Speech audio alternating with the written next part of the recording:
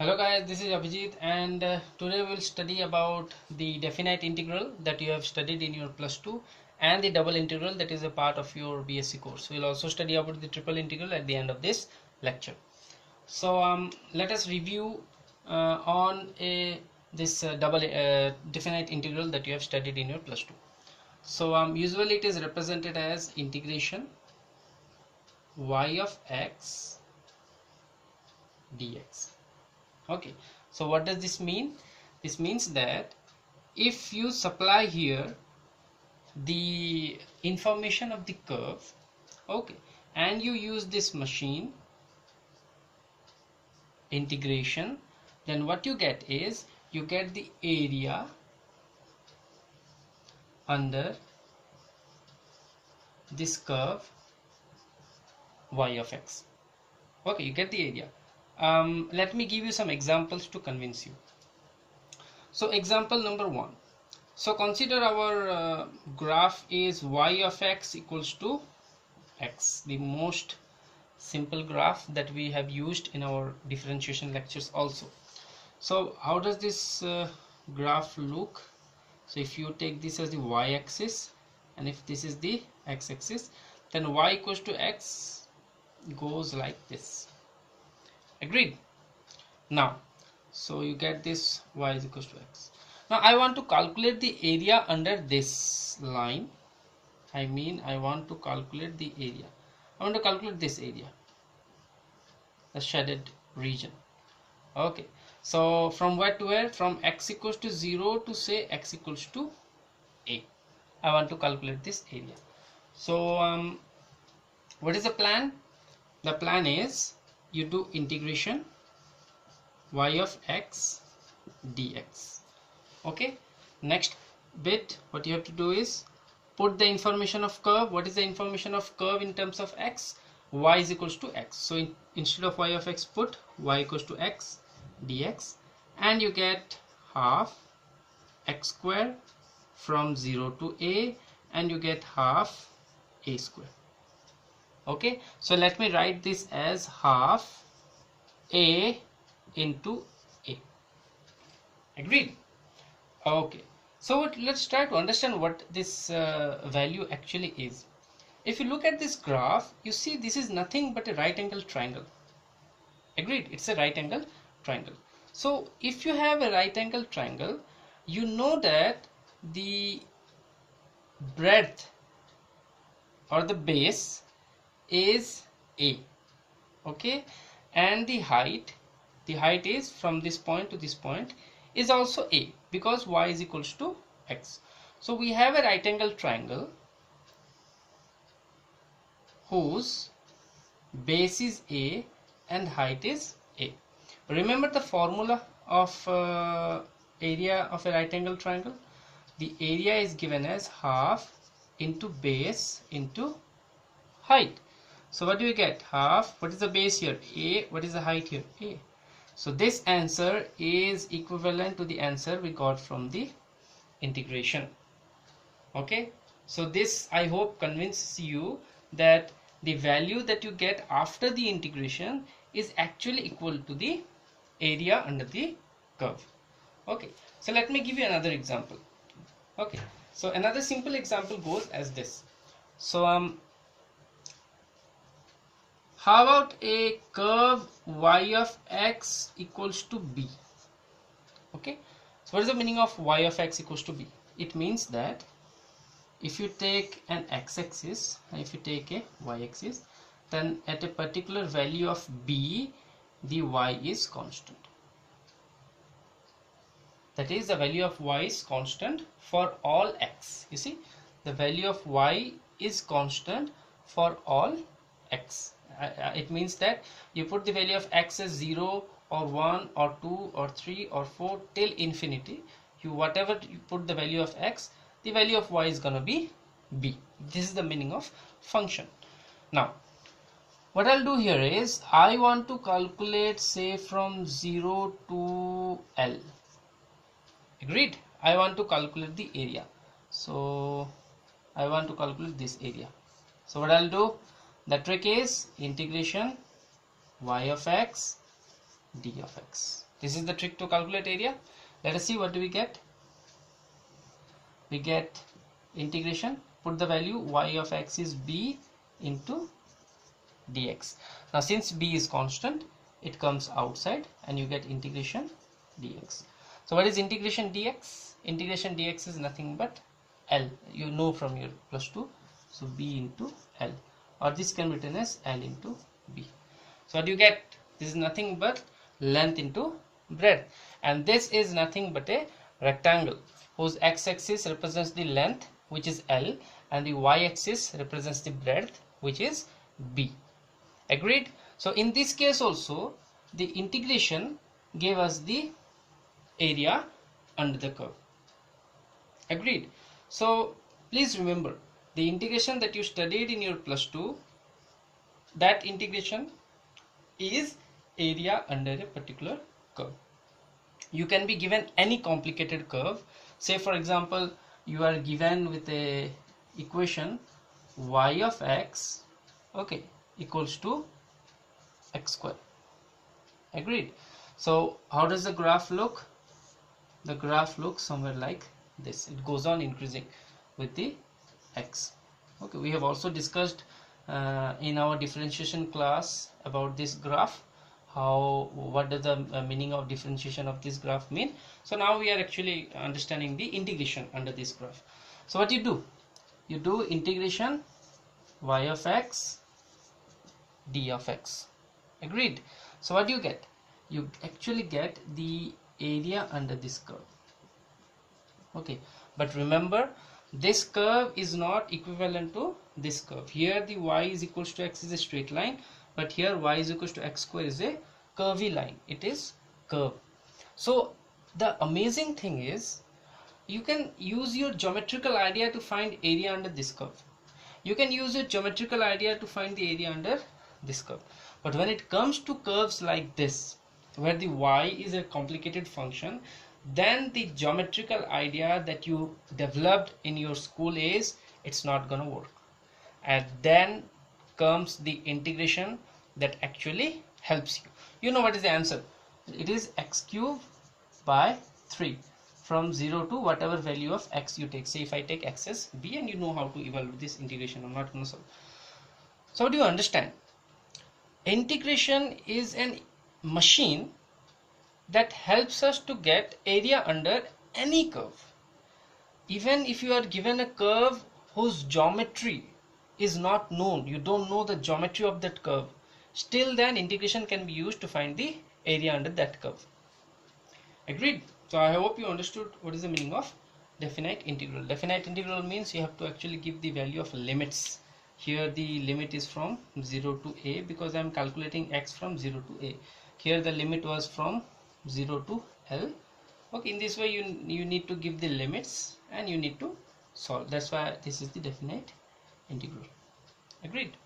Now, so now that you have understood what is the meaning of definite integral, okay, let us try to understand what happens inside integration.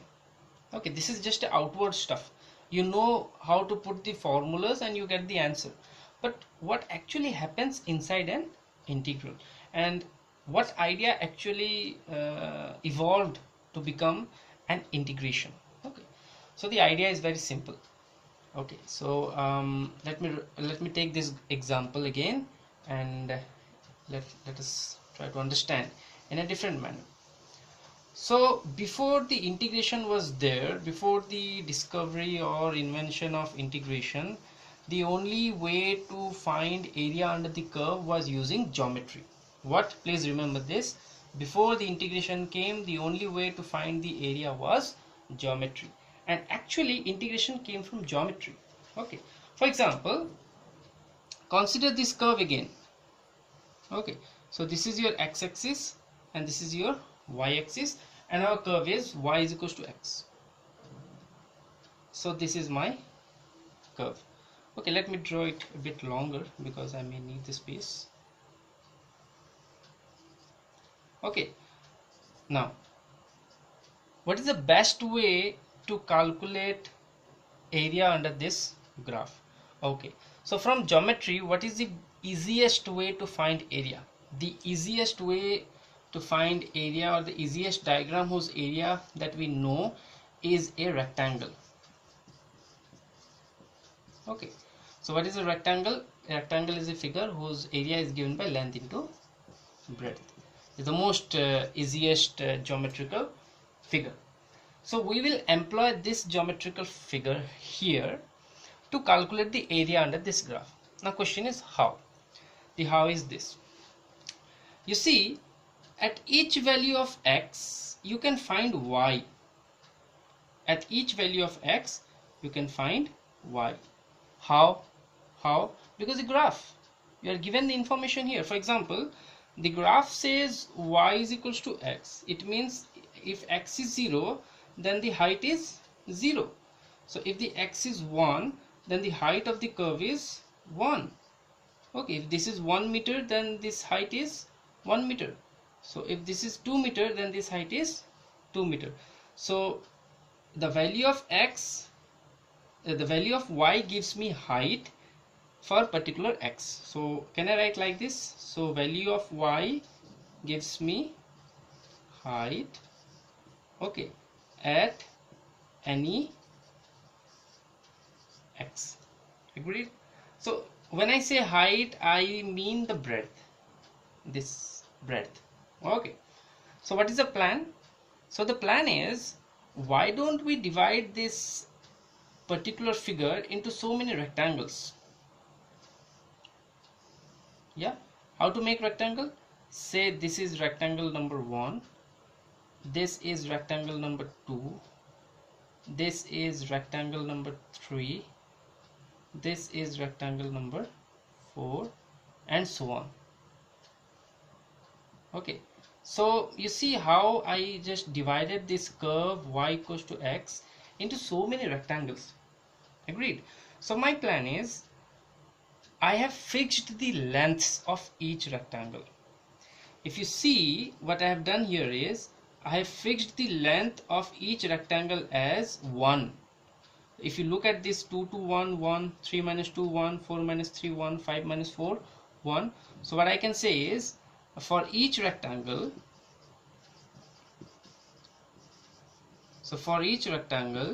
okay, so what is my length? The length I have set as delta x. Okay, so what is delta x? Delta x is 1 in this case, but we will focus here. Just keep your focus here on delta x. Agreed? Now, for each value of x, what is the height? So the plan is, take the right hand side point. For example, for this particular rectangle, we have 2 points, 1 and 2.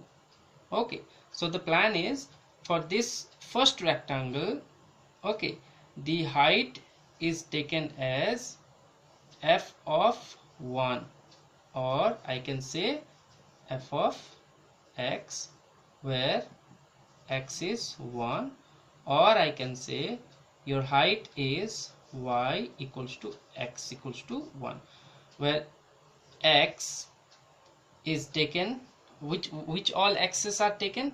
All the x's are taken which are towards the left side.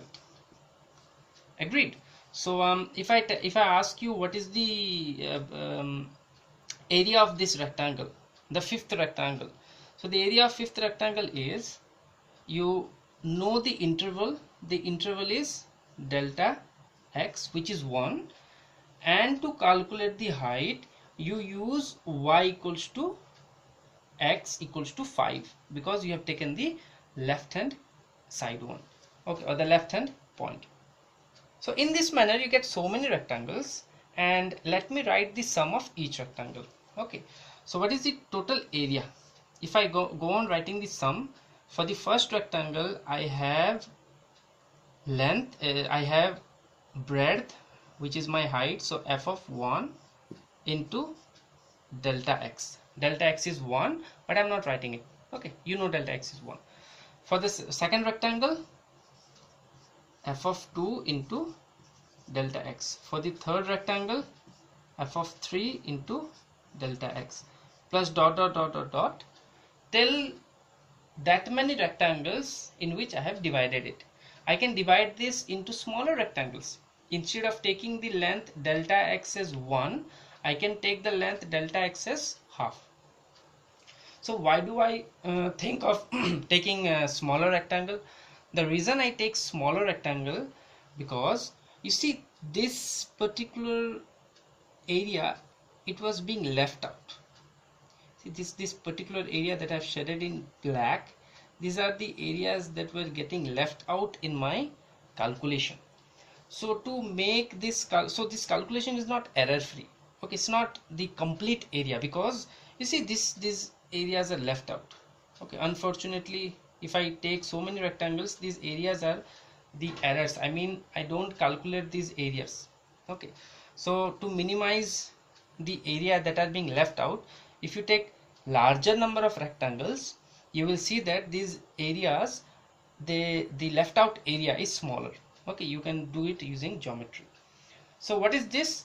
This can be written as summation f of I delta x, where I is running with the number of rectangles. Agreed? So if you do this, you will get the area under the curve. Now this part has evolved into integration, okay, f of x dx. So integration f of x dx is nothing but the big brother of this thing. Agreed? So it is the big brother of this thing. So when somebody asks you what happens inside an integral, so you say that when I do integration, the integration is actually summing up all the rectangles, all the small rectangles till many rectangles. Do you know that how many rectangles are taken in this integral? Actually it goes to infinity. We take infinite number of rectangles. Yeah, I know there would be obvious question, how can you take infinite number of rectangles? Well, you read some good books, you'll get your answers there. If not, you can ask me questions on my IIT Jam page, and maybe I can help you with that. Okay, so in this discussion I hope you understood what is integration. So integration is nothing but whenever you are doing integration under a curve, you are actually adding these small rectangles. Similarly, when you are doing integration, say along this curve, this complicated y is equals to x square curve, yes, you are also dividing that curve or the area under that curve into smaller rectangles. Do you know? So you're also doing the same thing. You divide it in small rectangles and you are calculating the area of each rectangle, and then you are getting, and then you are adding and adding, and finally you are getting your answer. So this is your integration. This is the normal integration that you have studied in your +2. Okay, now we'll turn to double integration. Okay, so before I turn to double integration, I want to give some statement here that will help us in understanding the double integration. The statement is, whenever you are trying to find the area under a curve, okay, you are dividing the axis, below the curve in grids. You see, you have divided the axis in many grid points. Agreed? So remember that, and now we'll go to double integration. Okay, so what does double integration gives us? So like normal integration or your definite integration gives us area under a particular curve, the double integration gives us volume under a particular surface. So now you would ask, why don't we take double integration of a curve? Because it is meaningless. It is really makes no sense of saying that double integration under a curve, because the very definition of double integration is that it is actually something that is taken under a surface. Okay, so as I explain here, you will understand how things go. Okay, so let me start. So what you need to do is, you need to understand the functions first. Okay, so whenever you have a function y is equals to x, okay, try to understand this. Whenever you have a function y equals to x, it is a single line stuff. It is a single line or curve. For example, you have only two axes. The lower one is x, the upper one is y, and for each x you have a y, and then you go on plotting the value of y for each x, and you get a straight line or you get a curve. Okay, now if I tell you what is the meaning of f of x comma y, we have already discussed this in the minimum mathematics required for BSc video lectures. Still I am giving a short review. So you see what is the meaning of this. This particular function says that for each value of x and y they have a value, or it has a height. Here what happened, for each value of x there was a height, but here for each value of x and y there is a height. So what will happen, so you need to draw an x-axis here and a y-axis here. Okay, and this is my z-axis. So if this object claims that for every point x and y I have a height, so this object is claiming what, that for every point it has a height. So if you go on plotting the height for every point, you know what would happen, you will get a surface. Yes, you will actually get a surface. So what do you understand? So you understand that if there is an object which claims that it has a height for each value of x and y, and when you plot for each value of x and y a height, and you join all the height, you get a surface. So f of xy is actually the diagrammatic representation of a surface. Agreed? It is a diagrammatic representation of surface. So when you do double integral, okay, you do double integral below the surface. So what intuitively what will you get below the surface? Obviously you will get volume. Like below the line you get area. So the single integration actually represents area. Now below the surface what you will get? You will get volume. So double integration, it is represented as like this, and the information of the surface is given, and then it is written as dx dy. Here the limits are given in terms of x and in terms of y. Okay, so what double integration gives? It gives volume under a surface. It gives volume under a surface. Now question is, okay, you say that it is giving volume under a surface. Now how do I believe? Okay, to make you believe, first what I'll do is I'll give you an example. Okay, that's the only way I can make you believe that this actually works.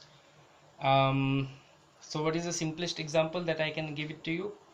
How about yeah, the simplest example. Say I take a surface, and this surface is given by, say, z equals to c. I mean there is a particular value of z, or let me say f of x comma y equals to c. Okay, let us try to understand what is f of x comma y equals to c is. So it is saying that for any value of x and y the height is same. For any value of x and y the height is same. Can you please tell me a geometry or a geometrical figure whose height when calculated from the bottom, okay, is gonna be same everywhere? Okay, obviously it's a plane. So it's a plane, because for a plane, for each value, for any value of x and y, if you calculate the height, it's gonna be same. It's gonna be same for a plane. Okay, so what is the height of the plane? According to the information given, the height of the plane is c, because it is at c, because it is at z equals to c. Agreed? Now if I tell you what is the volume under this plane, you see what is the volume that is encoded or under this plane? The volume is actually volume of a cuboid. because if you take all the surface under this plane, you get a cuboid. So let me tell you what is the volume of a cuboid. The volume of a cuboid is length into breadth into height. And let us see if our double integration gives us the same thing. So what is our double integration says? It says that double integrate f of x comma y with respect to dx with respect to dy. Now in the second step, we know that f of x comma y is c, so it will come out of the integration. So once it comes out of the integration, all you need to do is integration dx and you need to do integration dy. Okay, so what is integration dx? Integration dx says that till what value of x you are taking the lower region. So if I take the lower region from 0 to say L, and if I take the y from 0 to b, I get length into breadth into height, which is c. So it's quite easy. You see, it is quite easy. So what do you find from this figure, from this particular example? You see that area under a plane, if the information of the plane is given to you, can be found by using double integral, and you will get the volume. Okay, the volume under this plane, you will get volume, and we can intuitively calculate the volume by using this particular formula. So the only reason that things were very convincing, because you know everything about a cuboid. Okay, if I now give you a very complicated surface and then I will ask you what is the volume under that surface, then it's gonna be a big headache for you. For example, look at this surface. This surface is not that easy. The surface is like this. Okay, it is tilted, and not only it is tilted, it is not even straight, it is curved. Okay, it is curved. It is somewhat like not a good figure. It is a complicated figure. Okay, it's a complicated figure. So what to do? So let me give you an example how it is a complicated figure. For example, this is a surface. Okay, so this is my z equals to c. Okay, under this surface lies volume, and if I just calculate under this surface, then I'll get a cuboid. Okay, and I can easily calculate volume. Now when I talk of this surface, now what I'll do is, consider I make this go like this. Okay, you see I have curved it, and then I will place it like this. Agreed? And once I place this surface like this, okay, and then I'll tell you, give me the area under this surface. I'm sorry, give me the volume under this surface. Okay, give me the volume under the surface. That's gonna be tough, because the moment I made this plain notebook into a curve, you don't know this equation very well. Okay, even if you know this equation is gonna be a complicated equation. Okay, so I hope you got the answer. I hope you understood that using double integral you actually get volume. So what is it? So how do you use the single integral? The single integral is used as follows. You put the information of the curve here and you integrate with respect to the axis below. Okay, you get area under the curve.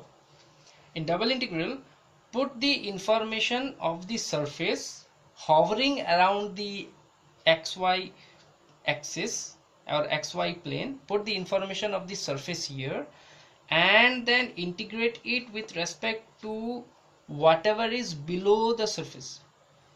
The only thing that was below this curve was only x-axis. The only thing that is below this surface is x-axis and the y-axis, and this x-axis and the y-axis together, they make a plane. Agreed? So I hope you understood double integral. What next? The next is we will look at more examples to understand. Okay, so we'll understand the power of this. Let us come back to definite integral. Let us come back to definite integral. Now you would ask, if you claim that the definite integral can give area under any curve, why don't you calculate and give me area under a circle? Okay, so what we'll do is, imagine that you don't know area of a circle, please. For example, you have no idea what is the area under a circle looks like, and what we'll do is we will use this definite integral to calculate area under a circle, because this example that I'm going to give you will actually show you the power of integration. Okay, so to calculate, so what is our aim? To calculate area of a circle. Okay, now as I said before, you need to calculate area under any curve. Here the curve is circle. You need to give the information of the curve. So what is the information of the curve? We know that for a circle, x square plus y square is equals to radius square, and this can be written as y is equals to root over of r square minus x square. So yes, I have given you the information of the curve. So what is my curve? My curve is y of x equals to root over of r square minus x square. So this is the same as a circle.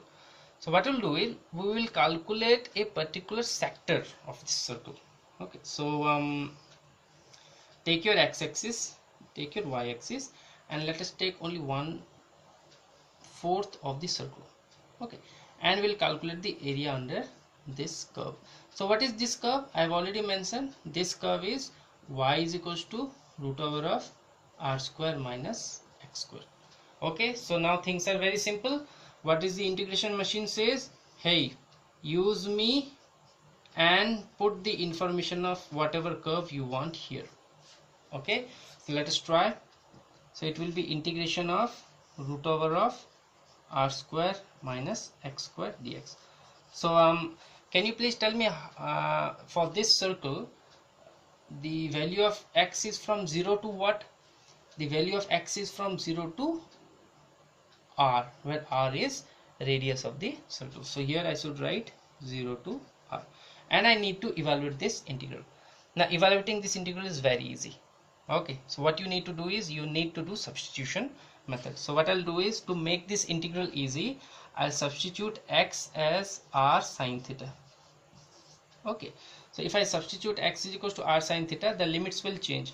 At what value of theta I get 0? So x goes to 0 when theta goes to 0. At what value of theta I get x equals to r? So x will become r only when theta becomes pi by 2. So this is the substitution method. So now everything will be done in terms of theta. So what will the result look like? It will look like 0 to pi by 2.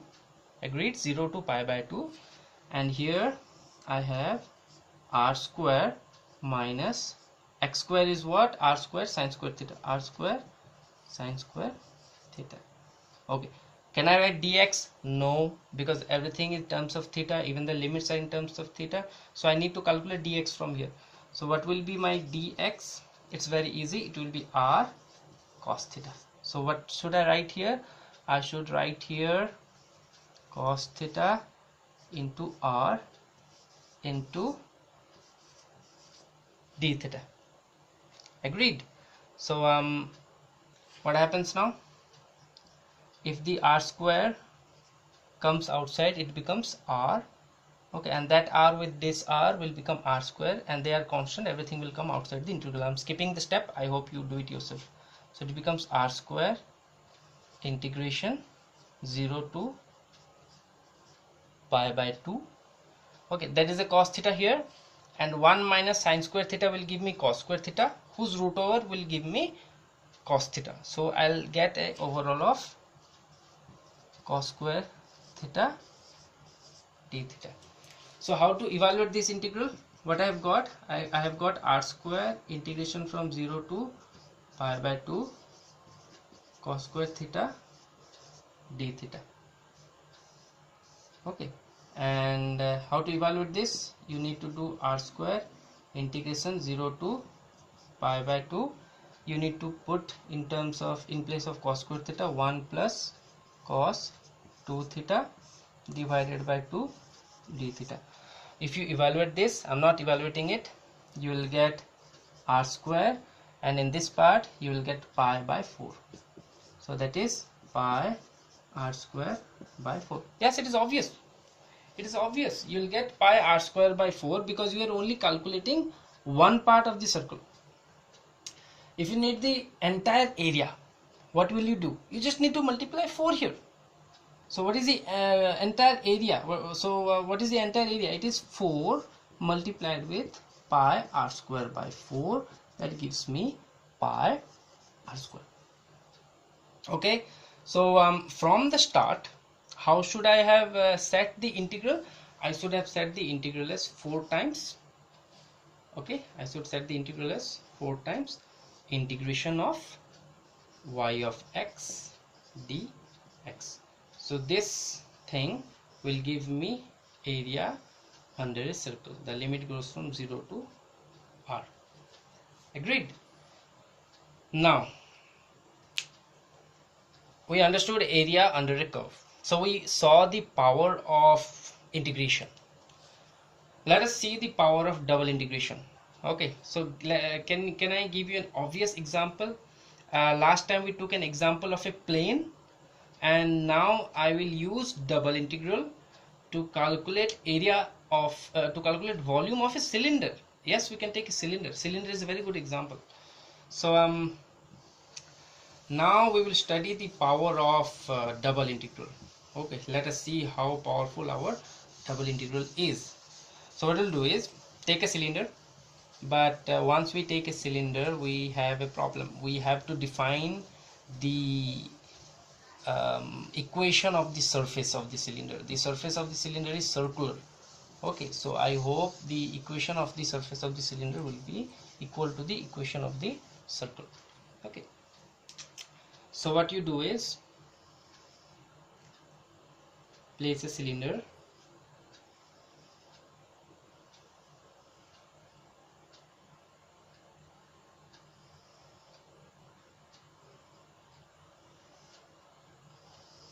so this is x, this is y, this is z.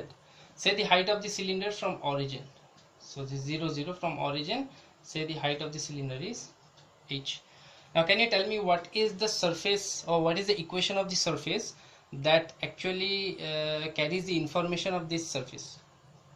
So the equation will be obviously x square plus y square is equals to r square, where r is radius of the cylinder, where r is radius of cylinder. Okay, so what is the plan? The plan is double integral. Okay, so double integral. So what is the equation looks like? Double integration f of x comma y dx dy. Agreed? Now what is f of x comma y? You see, if this is my f of x comma y, I mean if this is my surface, then for any value of xy below, the height is same. So what is the height of this surface from below? It is h.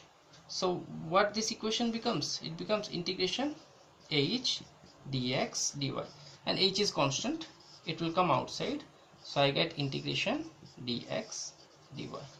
Okay, now comes the part, now comes the main part.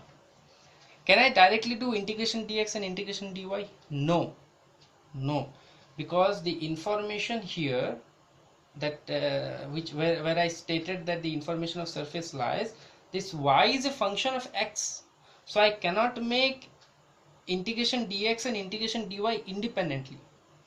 But I made this integration solve independently when I took a plane. Remember the go to the video a bit back and you will see in the plane I took integration dx and integration dy separately. But here I cannot do it because my y is a function of x. So I need to put the information of y here. I need to tell this integration that look, my y is not a simple y, but my y is a complicated y that depends on x in such a way that the y is a or the xy, they combine to give me a circle. So the information of let me make it y and let me make it 8. It doesn't matter, it doesn't matter. And let me make this a little bit far away. So how does my y, so what is the information of my y? My y is this actually, r square minus x square. And what is my x? My x goes from 0 to r. Okay, now this is very simple, right? Why? Because in the next step I'll get integration from 0 to r. The information of my y says r square minus x square dx. You learned the value of this in the previous example, which was pi r square by 4. Agreed? Now you would say me that the area of a cylinder is pi r square h. Why did you get a 4 here? The reason is, when I gave you the information of this and when I took from 0 to r, I was actually evaluating the consider you cylinder, the see the cylinder from the top.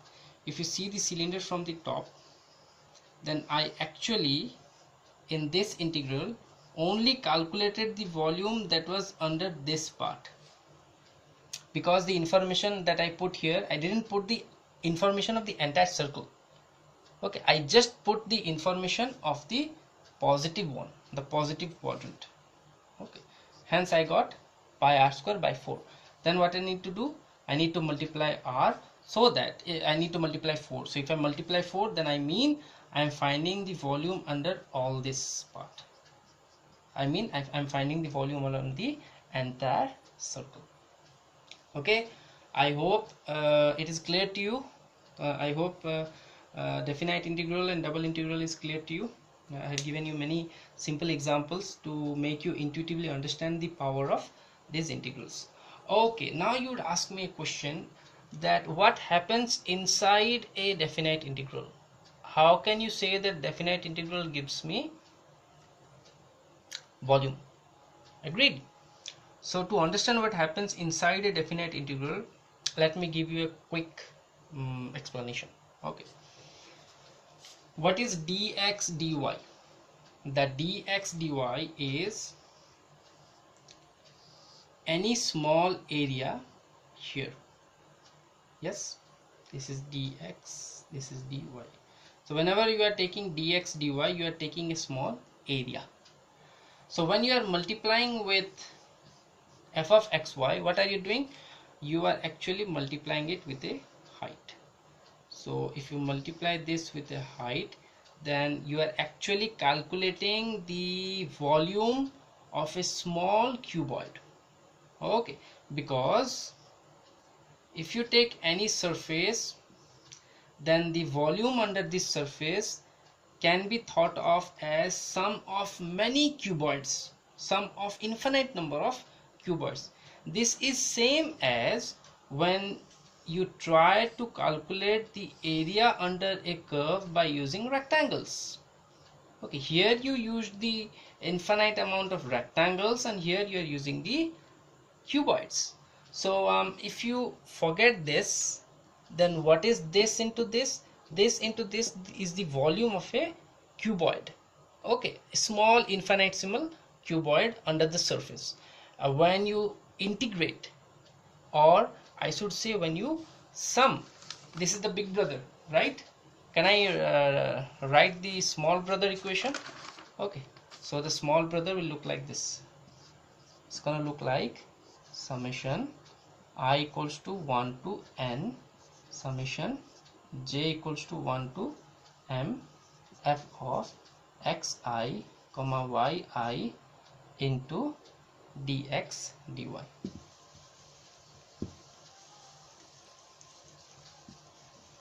Into dx dy. Agreed? So this is the small brother, and when we sum all the cuboids, as I said, this is the area and this is the height, so area into height will give you a cuboid. So when you sum all the volume of the cuboids, you get the big brother. the big brother comes with a integration symbol.